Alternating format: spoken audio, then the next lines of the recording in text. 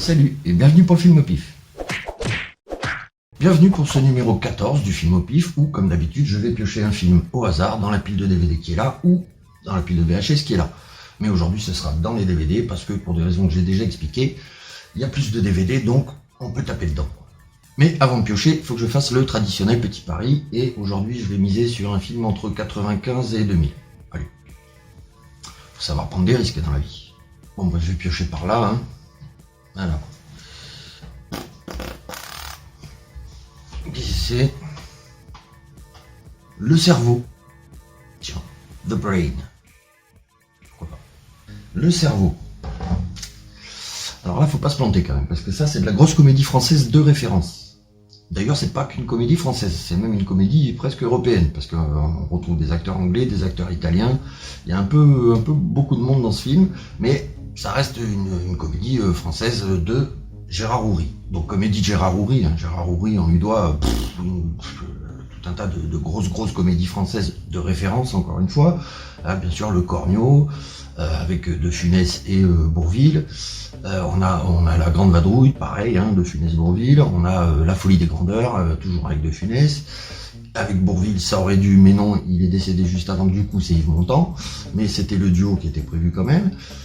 On lui doit aussi des films un peu plus récents, hein. Je crois qu'il a fait La Soif de l'or avec Clavier. Enfin, il a fait un tas de films, dont même Rabbi Jacob d'ailleurs. Et celui-là, c'est un film avec Jean-Paul Belmondo dans le rôle titre, qui est carrément excellent dans ce film-là. C'est le Jean-Paul Belmondo qu'on est, quoi. C'est Jean-Paul Belmondo qui fait des cascades, c'est Jean-Paul Belmondo qui fait le con, c'est Jean-Paul Belmondo qui est au taquet. Franchement, là, on a aussi Bourvil, puisque Gérard Houry et Bourvil, ça marchait bien, donc ils ont continué à faire un petit peu des films ensemble quand même, dont celui-là. Alors, moi, Bourvil, personnellement, j'ai un peu du mal avec. Alors, je sais que là, je vais dérouiller, je vais prendre cher, mais moi, Bourvil, son personnage... Alors, attention, bien sûr, le cercle rouge, je sais, tout ça, machin, mais... sur on va dire le reste de sa carrière et même ce qu'il a fait un petit peu à la télé ou dans les sketchs et sur scène et compagnie, c'est toujours un petit peu ce personnage du français un petit peu ahuri, tout ça. Moi personnellement, ça finit par me fatiguer au bout d'un moment. Alors je sais, il y en a qui vont dire ouais mais De Funès c'est pareil, De Funès au bout d'un moment ça va quoi, je fais toujours la même chose, tout ça. Bon, ouais mais le personnage de Funès, personnellement, bon, j'accroche plus. Donc c'est une histoire de goût personnel, hein, certainement, mais voilà, moi, Bourvil, au bout d'un moment, ça va quoi. Et dans ce film-là, encore une fois, il déroge pas à la règle, c'est toujours un petit peu le rôle de l'ahuri de service qui est là. C'est pas le Cornio, mais on en est pas loin, quoi. Cela dit, ça va bien avec le rôle, ça rapporte encore plus de côté comique au film, parce que sinon il n'y en avait que pour Bébel pratiquement, donc là il y en a aussi un petit peu pour lui, mais il y a aussi un petit peu pour les autres autour, et notamment David Niven qui est en fait le cerveau. Alors David Niven c'est pas n'importe qui, c'est quand même la grosse pointure du cinéma international, d'origine anglaise bien sûr, mais c'est un mec de la trempe des Sean Connery, enfin des mecs comme ça quoi, hein, c'est le haut du panier. Et donc là, David Niven, il vient jouer dans un film français, et pas n'importe quel rôle, puisqu'il s'agit du rôle du cerveau lui-même, en chair et en os. Et le cerveau, en fait, c'est un mec qui a le cerveau tellement lourd, il est tellement intelligent que quand on le contrarie, je crois que c'est quand on le contrarie, il peut plus tenir, il peut plus retenir le poids de sa tête qui finit par se pencher sur le côté, en fait.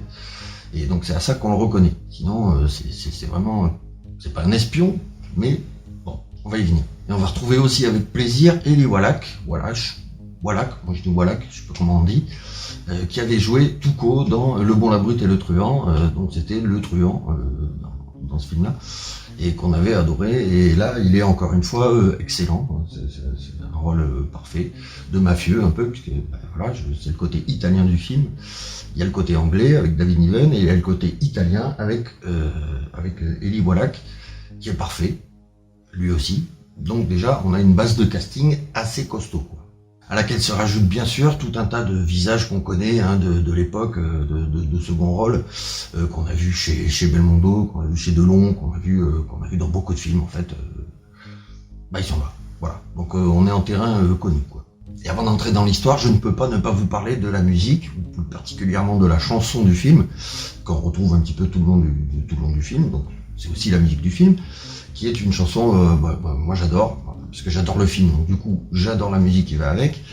Je peux pas vous la faire écouter, je peux pas vous en mettre un morceau bien évidemment pour des histoires de droit, mais je vous engage à aller l'écouter sur YouTube, hein, on la trouve facilement. Donc, vous tapez The Brain, bande originale, et puis hop, tac, vous aurez le thème du film, quoi. Plus logiquement, ça devrait vous donner une idée du ton du film. Bien évidemment, je ne parle pas du poisson.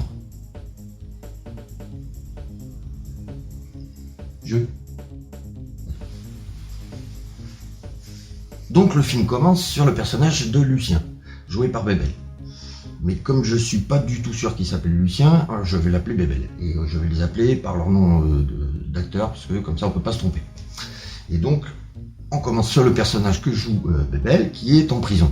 Et en prison, a priori, il entend parler d'un casque que doit réaliser le fameux braqueur de luxe qu'on appelle The Brain. Et dont personne ne connaît l'identité secrète, puisqu'elle est secrète. Donc un mec qui a quand même déjà pas mal de braquages de haut vol à son actif.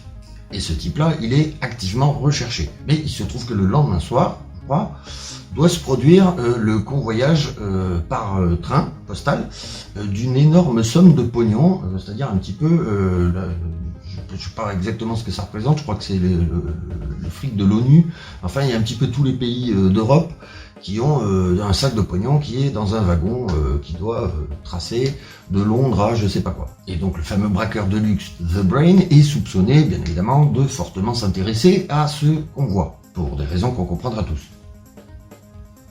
Apprenant ça, Bébel fait appel à son ami, joué par Bourvil, pour l'aider à s'évader au plus vite de la prison, parce que il a peut-être la possibilité de mettre la main sur les plans, enfin sur la trajectoire que doit emprunter le train, pour peut-être intercepter le truc avant que The Brain lui-même ne fasse le casse. C'est-à-dire qu'en fait, il veut casser le casseur, quoi. Donc en gros, il doit s'évader de prison, ensuite il doit mettre la main sur la carte qui va lui permettre de savoir par où va passer le train et à quel endroit The Brain doit intervenir, pour pouvoir intervenir avant, en amont. Logique. Sinon ça sert à rien. Après, il n'y a plus rien. Donc il faut qu'il localise le cerveau pour pouvoir le suivre jusqu'à chez lui, pour pouvoir s'infiltrer chez lui à son insu et aller piquer les cartes. Et pouvoir ensuite ressortir et se barrer. Sauf que comme on est dans un film de Gérard Houry avec Jean-Paul Belmondo, forcément on a droit à quelques scènes d'anthologie. Enfin moi j'ai tapé quelques barres quand même en regardant ce film. Bref, notre Bébel réussit quand même à en apprendre un peu plus sur le convoi, le train, quel train ça va être, tout ça, machin.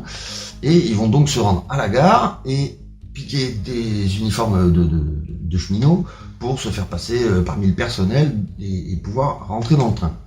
Et donc pouvoir suivre le magot de très très près. Toujours avec l'aide de son pote Bourvil. Je vous laisse imaginer le duo. Mais bien évidemment, eux aussi, ils ont élaboré un plan. Je vous laisse imaginer le plan.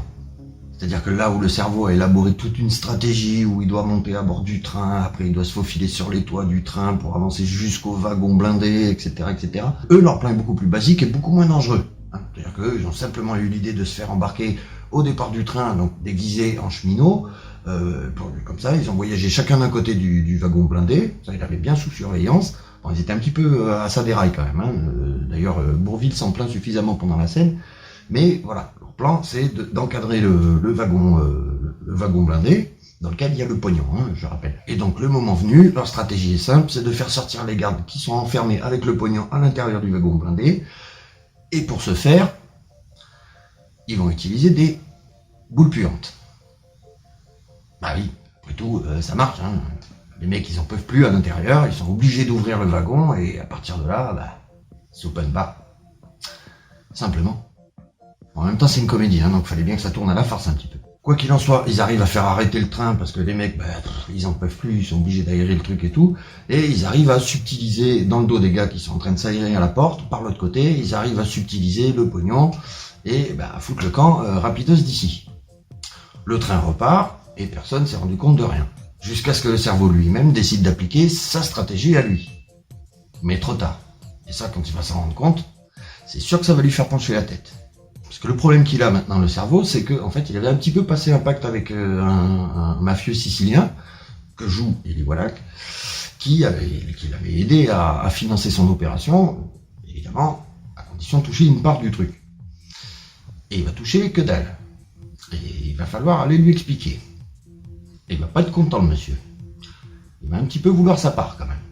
Alors voilà, hein, je vais pas vous raconter la totalité de ce qui se passe ensuite, mais bon, évidemment, s'ensuit tout un tas de péripéties, concernant que ce soit le cerveau ou même Bébel et Bourvil.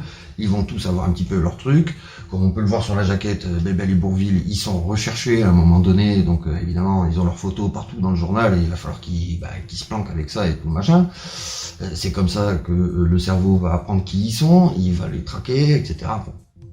Faut voir le film, quoi.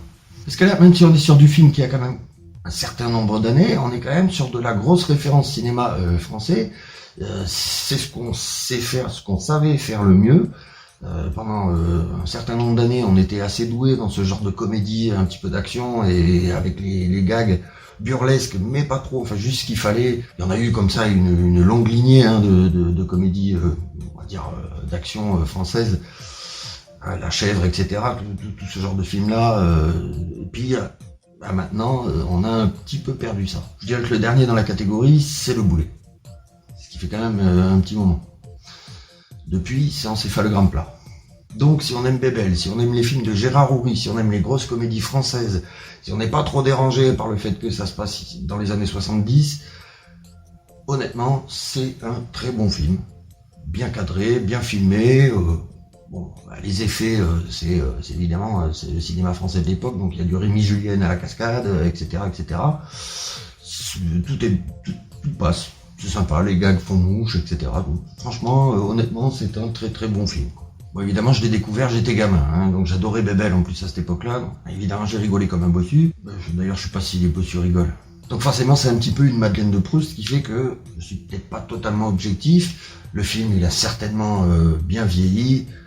Enfin, ou mal, je veux dire, il a vieilli, quoi. Néanmoins, ça reste un très bon film, avec une très bonne histoire. Bon, voilà pour le cerveau, hein. Je crois qu'on a fait le tour du sujet. Il vous reste à le voir, parce que franchement, de toute façon, vous passerez un bon moment. Vu ce qui sort maintenant, en particulier dans le cinéma français, franchement, il n'y aura pas de regret. Alors par contre, au niveau du pari, j'ai tout faux, puisque c'est un film de 69, du coup, moi j'avais fait 95-2000, c'est bon. Faudrait que je comptabilise le nombre de fois où j'ai réussi à tomber à peu près juste. À peu près. Alors on arrive au moment où bien évidemment je dois d'abord vous remercier d'avoir regardé la vidéo en entier si vous l'avez fait. Et puis ensuite je dois vous proposer de vous abonner, de liker, de partager la vidéo si vous avez aimé bien entendu. Et puis la petite cloche qui vous préviendra à chaque fois que je sortirai une nouvelle vidéo. Et puis là-dessus il me reste à vous dire à bientôt pour un prochain épisode du Film au Pif. Salut!